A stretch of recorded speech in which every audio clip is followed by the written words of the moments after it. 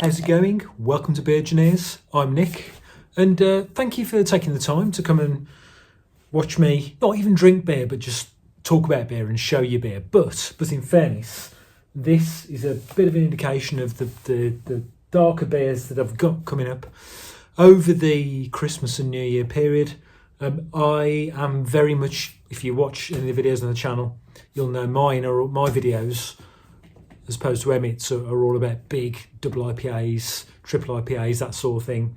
But over the Christmas period, with this sort of, the dark time of the year, my sort of inkling goes towards dark beers. So, and in particular, big dark beers. So up for review, we've got coming up, probably over the next sort of three weeks or something, these will be. When's Christmas? Yeah, 3 weeks. Maybe just between Christmas and New Year as well. We've got Thousands of Evil from Turning Point. Do you know what? I've never had a beer from them. And this is a barrel-aged 11% Impy Stout.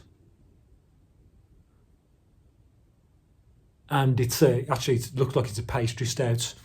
But don't normally go for those. But because it's in a small can, it probably won't be too much. Yeah, so it's got cacao, vanilla, loads of things basically. Yeah, so tons of barrel-aged Impy Stouts. So this one, really looking forward to this. I've had this for a week already, week or two. This is Rivington's Army of Darkness 2024 edition of a chocolate orange Impy Stout coming at 10%. Oh, yeah. So it's got the works. It's got cacao, orange juice, vanilla beans, hops. So again, it's another adjunct laden one. So we'll see how we get on with them. We've got Round the Corner Brewing, Society for the Management of Virtue, rum barrel aged Impy Stouts coming in at 12%. Wow. And can't see what's got. It's got dried fruits, molasses in it as well. So it's going to be another. It's Christmas, So if there's any time to be drinking these sort of bigger, sort of adjunct laden stouts, it's Christmas. What's this one? Faux Hammer, an 11.2%. Love the name. Love the can. Being a fantasy nerd. Look at that. Who's it by? Holy Goat Brewing. Never heard of them. Don't know where I got it. I think I got it from Fuss Club. So it's 11.2%, and it's harking back to the first days. This is a brooding heavyweight inspired by an 18th century recipe for a Courage Imperial Stout. Okay, I'll be really, really interested in that. I'd be really interested in what they'd be drinking in the 18th century. So large quantities of charred malts, because it would have been back in the day, because they didn't have the technology to create lightly toasty malts like we get nowadays. It would have been sort of, charred and black. Dark crystal malts and a touch of smoke. I'm really, really looking forward to that. Really, really am. This is Welcome to Your Doom by Sure Shot. I've never had a big Imperial Stout from Sure Shot. And it's got, it's a traditional sort of Impy Stout, not many adjuncts, but it's got vanilla in, and a bit of lactose. Don't mind that. Looking forward to that. This I got from Fuss Club as well. This is Saint Nick Festive Stout from Tartarus Beers. So this is probably what I would call a winter warmer. Emmett reviewed he's just uploaded today, a winter warmer beer in his videos. And to be honest, it almost looked like it was thin and lagerish, and it was about 5%, something like that. That's not a winter warmer. In my opinion, a winter warmer's got to be like a big sort of raisin-y, if that's an adjective, beer.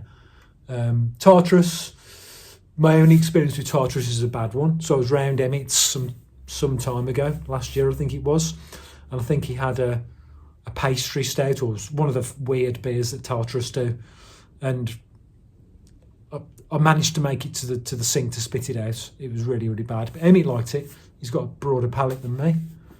But yeah, this is coming at 6%, and it's got a lot going on in it.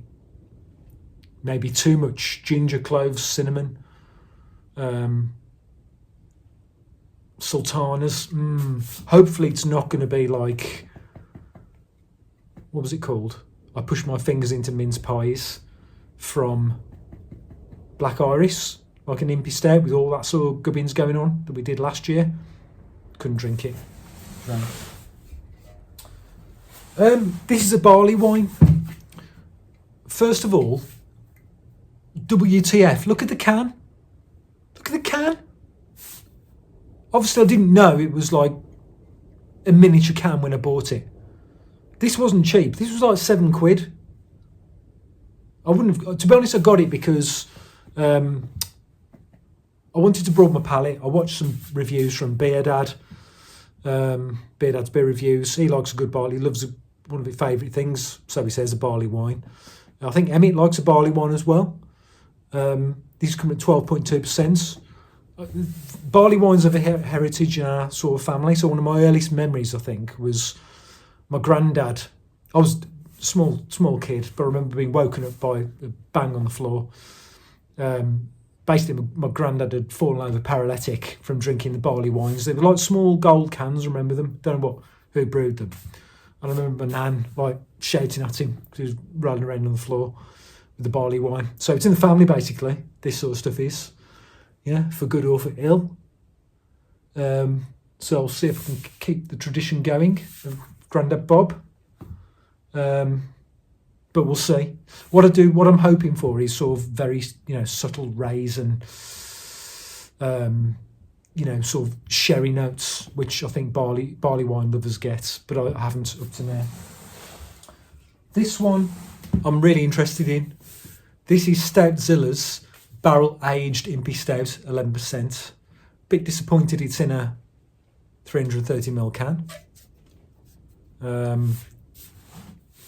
But yeah, so this is the sort of the big brother of Stoutzilla, which won the Stout Wars when I did it with Emmett earlier in the year.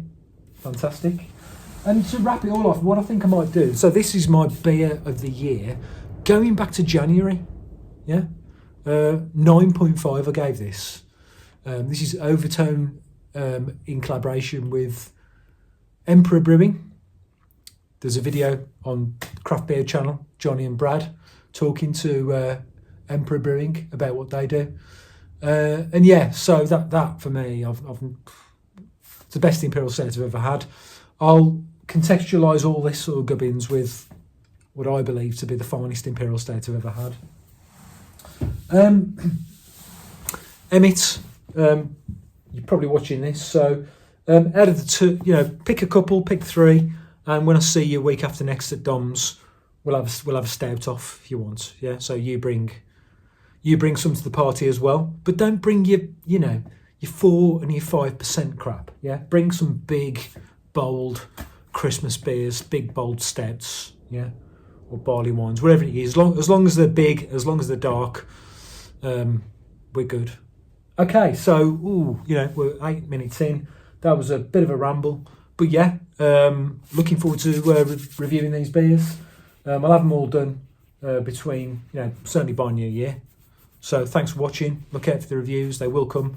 Still got some nice big doubles and triple IPAs to get through yet. It's not quite the seasonal bit of the year, but trust me, I will get around to it. Cheers. Thanks. Bye.